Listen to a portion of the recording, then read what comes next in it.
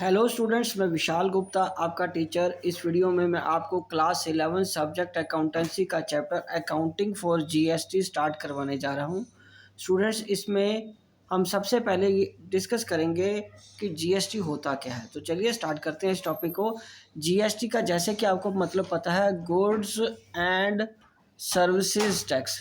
Services tax, ठीक है जी। So it is an indirect tax levied at prescribed rate on every supply of goods and services except on petroleum and alcohol for human consumption। तो इन दो items को छोड़ के किसी भी आइटम की सप्लाई पे गुड्स एंड सर्विसेज टैक्स लगता है, जो भी रेट सरकार ने प्रिस्क्राइब किया होगा, और ये एक तरह का इनडायरेक्ट टैक्स है। ठीक है जी। Supply of goods mean sale of goods and supply of services mean rendering of services. तो सेल मेजरली क्या आ गया, sale of goods and rendering of service, की अपनी सर्विस प्रोवाइड करना। It is nation wide tax based on the principle of one nation one tax. GST act was passed in the parliament on 24th March 2017 and it comes into effect from 1 July 2017।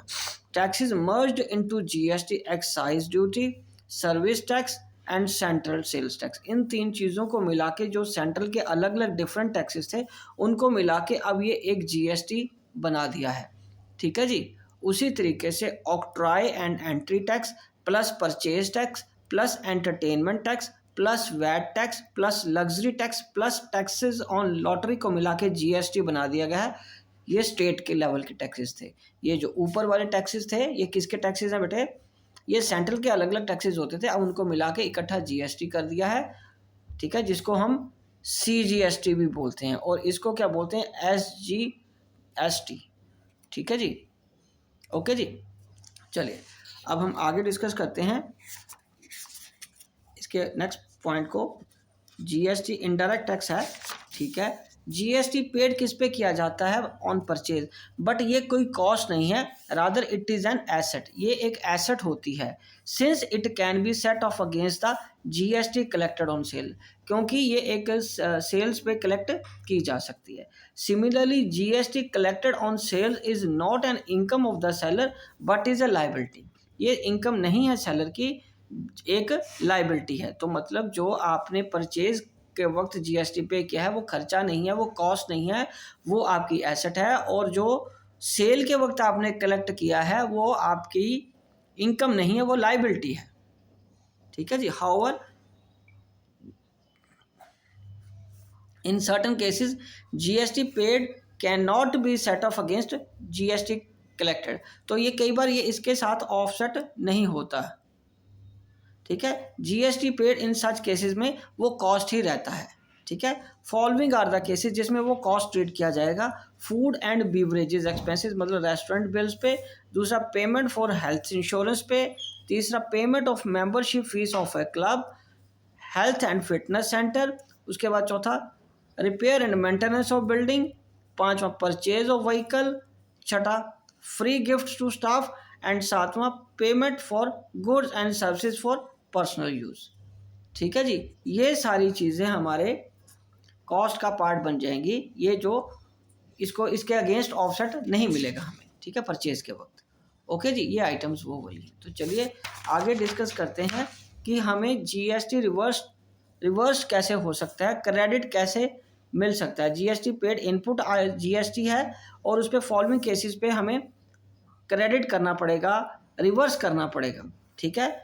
तो वो पहला है purchase return, दूसरा है goods taken by proprietor, तीसरा goods lost और stolen, चौथा है goods destroyed become not saleable, goods distributed as free samples, goods given away as charity.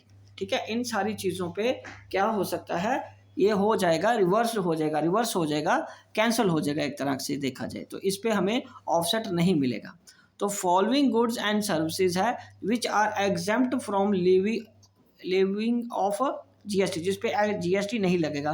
पहला है वेजेस एंड सैलरीज, इस पे जीएसटी नहीं लगेगा। Supply of services to government, जो गवर्नमेंट को सप्लाई करोगे उस पे टैक्स नहीं है। इलेक्ट्रिसिटी एंड वाटर बिल पे टैक्स नहीं है। एजुकेशनल सर्विसेज पे टैक्स नहीं है, जीएसटी नहीं है। हेल्थ सर्विसेज पे जीएसटी नहीं है। ट्रैवलिंग एक्सपेंसेस पे जीएसटी नहीं है, इंटरेस्ट, इन सारी चीज़ों पे जीएसटी नहीं लागू होता। ठीक है स्टूडेंट्स, तो चलिए अब हम आगे डिस्कस करते हैं। नेक्स्ट पॉइंट इसका अकाउंटिंग प्रोसीजर क्या है। तो अकाउंटिंग प्रोसीजर के लिए मैं आपको बता दूं, सबसे पहले हम डिस्कस करेंगे इसका in case of intra state supply of goods and services. Students, आपको पता है कि जो हम परचेज या सेलिंग है वो दो तरीके से कर सकते हैं, या तो विद इन स्टेट या आउट ऑफ स्टेट से। बिजनेस करते वक्त हम कहीं से भी सामान खरीद सकते हैं, लेकिन अभी जो इस वीडियो में मैं ये आपको टॉपिक कराऊंगा और जो पहले क्वेश्चंस भी हम प्रैक्टिकल्स भी सॉल्व करेंगे वो करेंगे जो sale and purchase within state हुई है, हम उसी के बारे में भी बात करेंगे। तो सबसे पहले हम डिस्कस करते हैं विद इन स्टेट में अकाउंटिंग प्रोसीजर क्या रहेगा जीएसटी का। पहला है for purchase of goods, purchase account debited, input CGST account debited, input SGST account debited to bank या क्रेडिटर्स। स्टूडेंट्स, आपको पता है जो भी जीएसटी होता है, जीएसटी मान लो अगर 12% है तो सीजीएसटी और एसजीएसटी करके वो 6% परचेज या सेल वैल्यू पे लग जाएगा।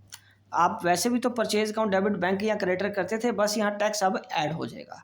ठीक है जी। उसी तरह फॉर सेल ऑफ टैक्स में सेल ऑफ गुड्स में बैंक या डेटर को हम डेबिट कर देंगे, सेल को क्रेडिट कर देंगे to output CGST and to output SGST. ठीक है जी। और परचेज रिटर्न के वक्त बड़ा ही इंटरेस्टिंग केस है, क्रेडिटर तो आपको पता है डेबिट हो जाता है, परचेज रिटर्न क्या होता है बोलिए, क्रेडिट हो जाता है। और इनपुट सीजीएसटी और इनपुट एसजीएसटी ये एक तरह से हम क्या बोलेंगे, इसको रिवर्स कर दिए जाते हैं। ठीक है, बिकॉज अब इस पे ऑफसेट नहीं मिलेगा आपको। ओके, तीसरा, उसके बाद चौथी entry for sale return. Sale return भी वैसे ही आएगी, sale return account debited to debtors account, but output CGST और आउटपुट एसजीएसटी जो है वो अगेन यहाँ पे रिवर्स हो जाएगा। ठीक है जी। चलिए अब हम आगे डिस्कस करते हैं fifth entry for purchase of fixed asset. So purchase of fixed asset के वक्त क्या होगा, fixed assets account debited to input CGST account debit, input SGST account debit to bank account. ठीक है जी। फिक्स्ड एसेट के वक्त भी हमें जीएसटी पेड होगा, पे करना होता है, और एक्सपेंसेस भी हैं जिस पे हमें पे करना होता है। Expenses account debited, input CGST account debited, input SGST account debited to bank account. ठीक है जी। एंड फॉर इनकम, नेचुरली इस केस में हमें रिसीव हुई है तो ये हमारे लिए आउटपुट बन जाता है। Bank account debited to commission received to output CGST account to output SGST account. ठीक है स्टूडेंट्स। उसके बाद है for drawing of goods for personal use. यदि वो गुड्स को विड्रॉ कर रहा है पर्सनल यूज के लिए, उसकी सिंपल जर्नल एंट्री तो यही बनेगी, drawings account debited to purchase account, and साथ में क्या आ जाएगा, ये to input CGST to input SGST. आपको पता है ये क्या हो जाता है, ये रिवर्स हो जाएगा। उसके बाद है for goods given as free sample, loss of goods by fire और गुड्स स्टोलन। ठीक है जी। तो इसमें क्या आएगा, advertisement account debit, loss by fire account debit, loss by theft account debit. जो जो चीज़ हो रही है, अगर तो आपने इस फ्री सैंपल के रूप में दिया है तो ये क्या आ जाएगा, एडवर्टीजमेंट। लॉस ऑफ गुड्स हुआ है तो लॉस बाय फायर, स्टोलन हुआ है तो थेफ्ट में, और परचेज को क्रेडिट करते हुए ये अगेन दोनों टू इनपुट सीजीएसटी और इनपुट एसजीएसटी क्या हो जाएगा स्टूडेंट्स, रिवर्स हो जाएगा। अगेन इसमें भी क्या आ जाएगा, आपका रिवर्स आ जाएगा। ठीक है जी। उसके बाद for setting off input CGST against output CGST.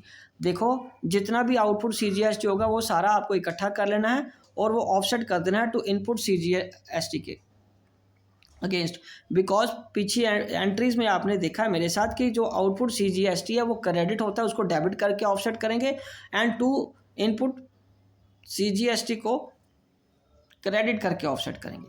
For setting off input SGST against output SGST, output SGST account debited to input SGST account, ये इसके साथ स्टेट का स्टेट के साथ ऑफसेट हो जाएगा।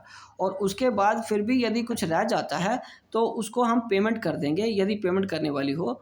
Output CGST account debit, output SGST account debited to bank account करके bank से हम ऑफसेट की जो बैलेंस अमाउंट है उसकी पेमेंट कर देंगे। तो स्टूडेंट्स ये था हमारा जीएसटी को लेके इसका इंट्रोडक्शन। जीएसटी दो तरीके से लगेगा, एक विद इन स्टेट वाला अलग होता है और आउट ऑफ स्टेट अलग होता है। ठीक है जी। तो अभी हमने जो इंट्रोडक्शन के बाद जो अकाउंटिंग प्रोसीजर समझा है वो विद इन स्टेट का समझा है। तो मैं अभी आपको इसी के ही प्रैक्टिकल्स कराऊंगा। तो आप मेरे चैनल को सब्सक्राइब करना ना भूलें और वीडियोस देखते रहें। ठीक है जी, ओके जी, डन।